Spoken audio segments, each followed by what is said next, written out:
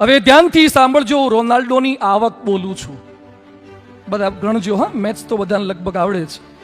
દર વર્ષે 7,67,64,50,380 રૂપિયા ગયા વર્ષે કમાયો છે.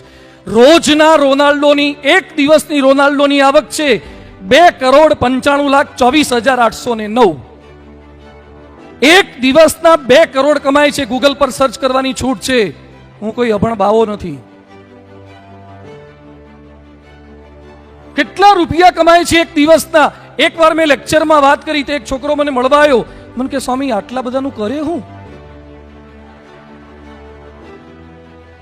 મને કે પાણીપુરી ખાઈ ખાઈને કેટલા ની ખાય,